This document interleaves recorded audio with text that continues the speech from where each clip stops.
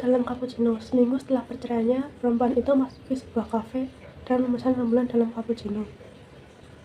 Ia datang bersama senja, dan ia harus menunggu malam tiba untuk mendapatkan pesanannya.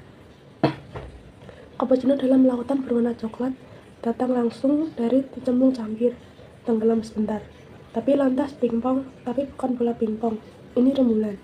Semua orang berada dalam kafe diam-diam melangkah keluar, menengok ke langit, ingin membuktikan dengan mata kepala sendiri bahwa terapung-apung cangkir perempuan sebenarnya, seperti telah pelajari semenjak di sekolah dasar, yakni yang tiada pernah mereka saksikan isi gelapnya, dan rembulan itu memang sudah tidak ada.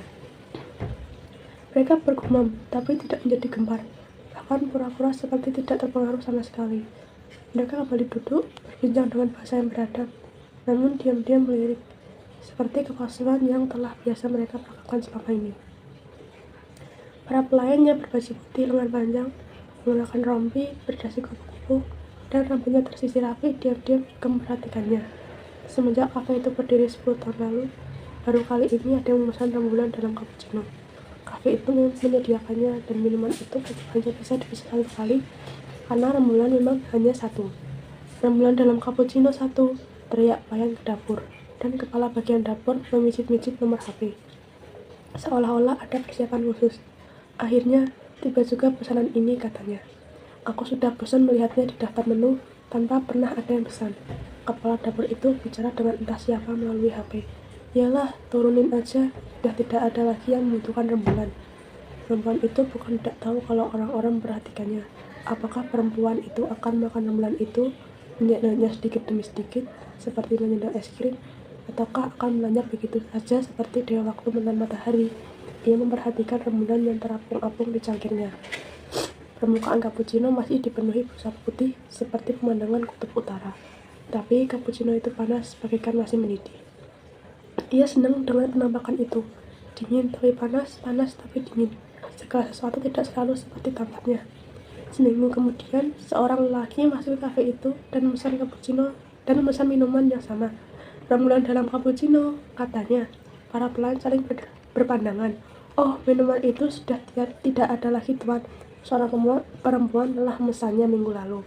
Lelaki itu terpana. Apakah Tuan tidak memperhatikan sudah tidak ada rembulan lagi dalam seminggu ini? Lelaki itu tersentak. Seorang perempuan, istri saya. Maaf, bekas istri saya. Para pelayan saling berpandangan. Salah seorang pelayan menjelaskan ciri-ciri perempuan yang telah memesan rembulan dalam cappuccino itu. Ah, pasti dia. Dasar, apa sih yang tidak ingin ditelannya dari dunia ini? Apakah dia makan rembulan itu? Para pelayan saling berpandangan lagi. Tidak, Tuan. Jadi, kalau memang perempuan itu istri Tuan, bekas istri Tuan, mungkin Tuan masih bisa mendapatkan rembulan itu. Maksudmu, dia tidak memakannya, Tuan. Dia minta rembulan itu dibungkus. Iya, Tuan, ia tidak menyebutnya sama sekali, hanya memandinya saja berjam-jam. Para pelayan di kafe itu teringat betapa perempuan itu mengaduk-aduk rembulan dalam cappuccino, bahkan menyeruput cappuccino itu sedikit demi sedikit, tapi tidak menyentuh rembulan itu sama sekali. Perempuan itu hanya memandanginya saja berlama-lama sambil sesekali mengusap air mata. Mereka ingat perempuan itu masih di sana dengan air mata bercucuran, dan masih tetap di sana. Kebetulan di tempat sekarang lelaki itu duduk sampai tamu-tamu di kafe itu habis menjelang dini hari. Kemudian ia meminta rembulan itu dibungkus. Ketika dibungkus, rembulan sebesar bola pingpong yang semula terapung-apung di dalam cangkir itu berubah menjadi sebesar bola basket. Itulah sebabnya kenapa kepala dapur meminta agar penyeratan rembulan dalam cappuccino dari daftar menu ditunda. Rembulan itu belum hilang, katanya. Siapa tahu perempuan itu mengembalikannya. Laki itu memandang pelayan yang berkisah dengan seru. Ia baru sadar semua orang memandang ke arahnya. Ketika ia menoleh, tamu-tamu lain itu segera berpura-pura tidak peduli. Padahal penasaran sekali. Kalau dia muncul lagi, tolong katakan saya juga mau rembulan itu. Ya, Tuan. Lelaki itu melangkah pergi, tapi sempat berbalik sebentar. Dan tolong jangan panggil saya Tuan, katanya, seperti main drama saja. Padahal ia sangat menikmati perlakuan itu, seperti yang dilakukan bekas istrinya sebelum mereka berpisah. Tiada rembulan di langit, tidak pernah terbayangkan akan terjadi betapa tiada lagi rembulan di langit malam. Namun, di kota saya, siapakah yang masih peduli rembulan itu ada atau tidak? Yang masih peduli hanyalah orang-orang romantis. kata perempuan itu kepada dirinya sendiri. Atau pura-pura romantis, katanya lagi. Ia berada di suatu tempat tanpa cahaya, kelam begitu kelam seperti ditenggelamkan malam, sehingga bintang-bintang yang bertaburan nampak jelas, terlalu jelas, seperti peta dengan nama-nama kota. Perempuan itu belum lupa apalah arti nasib satu manusia di tengah semesta. Nasibnya sebetulnya jamak pula di alam siapapun juga di muka bumi yang sebesar meja. Namun ia merasa bagaikan kiamat sudah tiba. Agak malu sebetulnya. Banyak orang lain harus hidup dengan gambaran bagaimana ayahnya diambil dari rumahnya di tengah malam buta, digelandang dan diarak sepanjang kota sebelum akhirnya disabet lehernya dengan celurit sehingga kepalanya menggelinding di jalanan dan darahnya menyembur ke atas seperti air mancur, deras sekali sampai menciprati orang-orang yang mengaraknya. Tidak sedikit orang yang hidup dengan kutukan betapa ibunya telah menjadi setan jalang yang memotong-motong alat kelamin lelaki sambil menyanyi dan menari, dan karena itu berhak disiksa dan diperkosa. Padahal semua itu merupakan kebohongan terbesar di muka bumi. Hidup ini bisa begitu buruk bagi orang-orang baik meskipun tidak mempunyai kesalahan sama sekali. Tanpa pembelaan sama sekali, tanpa pembelaan, tanpa langit malam, tanpa rembulan. Ada yang terasa hilang memang, tapi selebihnya baik-baik saja. Tentu kini hanya bisa dibayangkan bagaimana rembulan itu seperti perahu yang membawa kelinci pada malam hari dan mendarat di Pulau Jawa. Namun tidakkah manusia lebih banyak hidup di dalam kepalanya daripada dalam dunia di luar batok kepalanya itu? Apakah dunia kiamat dan tidak ada sesuatu lagi kecuali dirinya sendiri? Entah di mana ia bahkan masih memiliki sebuah dunia dalam kepalanya. Tanpa rembulan di langit, ia bisa melihat rembulan seperti perahu membawa kelinci yang mendarat di Pulau Jawa. Rembulan itu berada di punggungnya sekarang, terbungkus dan tersimpan dalam ransel. Apakah ia berikan saja kepada bekas suaminya, yang diketahuinya selalu bercita-cita memesan rembulan dalam cappuccino? Kalau mau kan banyak cappuccino instan di lemari dapur. Ia lebih tahu tempat itu daripada suaminya. Dan meski rembulan itu di punggungnya sekarang sebesar bola basket, nanti kalau mau dimasukkan sakir akan menyesuaikan diri menjadi sebesar bola pingpong.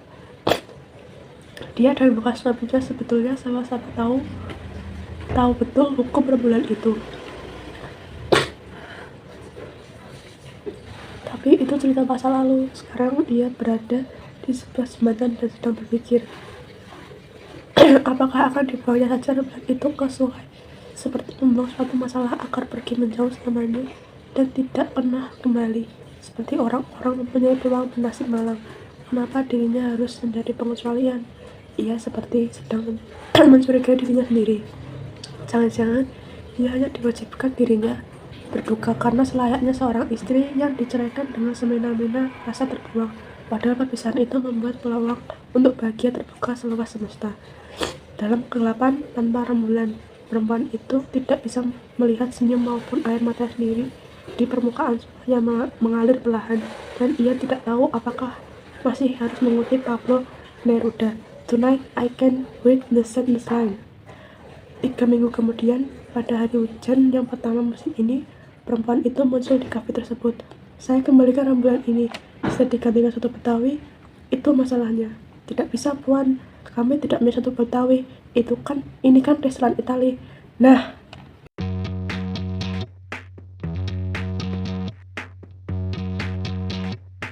cerpen tadi berjudul Rembulan dalam Cappuccino ciptaan Seno Gumira Aji Dharma. Cerpen tersebut pertama kali terbit pada tahun 1994 dalam buku kumpulan cerpen yang berjudul Saksi Mata dan diterbitkan di Kompas pada hari Minggu 31 Agustus 2003. Pendapat saya tentang cerpen ini adalah sangat menarik untuk dibaca karena gaya penulis dalam menggambarkan suasana keadaan atau suatu hal sangat imajinatif, seperti penggambaran menggunakan majas metafora. Selain itu, hal yang membuat saya tertarik kepada cerpen ini adalah pemilihan kata dalam cerpen tersebut berbeda, tapi justru hal itu yang membuat saya tertarik, seperti kata rembulan yang bisa diartikan sebagai sebuah kenangan, ransel yang dapat diartikan dalam hati atau pikirannya, maupun bola basket yang berarti sesuatu yang besar atau sangat berat. Kelebihan dalam cerpen ini adalah gaya penggambaran yang puitis, seperti penggabungan dan penggambaran dengan kata rembulan dan cappuccino sangat menarik, ditambah lagi bisa membuat kata tersebut menjadi suasana yang realistis. Yang kedua, penggambaran suasana dalam cerpen. Penggambaran suasana dan emosi dalam cerpen tersebut sangat detail, bahkan menambahkan permisalan dengan sesuatu agar pembaca lebih bisa merasakan dan mengikuti emosi dalam cerpen tersebut. Yang ketiga, menjelaskan keadaan psikolog tokoh aku sebagai perempuan dengan sangat detail, seperti apa saja yang dialami, mengapa dia memesan cappuccino, dan mengapa dia merasa kesepian. Selain itu, ada juga kekurangannya, yaitu penggambaran yang terlalu abstrak. Mungkin untuk sebagian orang yang belum terbiasa akan kesulitan memahami maksud dari cerpen tersebut karena penggunaan simbol yang terlalu abstrak. Konflik yang dijelaskan tidak sampai selesai. Dalam cerpen tersebut tidak dijelaskan secara langsung apakah perempuan itu kembali rujuk dengan suaminya atau tidak. Ending cerita yang menggantung. Akhiran dari cerpen tersebut tidak dapat disimpulkan apakah happy ending atau sad ending. Hanya dijelaskan tokoh perempuan memesan satu Betawi di restoran Italia itu. Selanjutnya, untuk hubungan dengan zaman sekarang itu banyak orang yang seharusnya dinyatakan tidak bersalah ternyata mendapatkan hal sebaliknya, ditambah mendapatkan hukuman yang lebih parah. Hal itu hampir sama yang dialami kepada ayah dan ibunya. Ayahnya diculik dan ibunya dikatakan sedang jalan, padahal mereka tidak diberi kesempatan untuk memberikan penjelasan dan mereka dituduh. Selain itu, kesendirian serta menyimpan luka atau trauma yang dialami. Hal ini sering terjadi di zaman sekarang. Kesendirian tersebut seperti digambarkan dengan tokoh utama yang duduk di kafe Italia sendirian dengan memikirkan mantan suaminya, trauma-trauma kecil yang dialami, dan semua kesialan yang menimpa dirinya.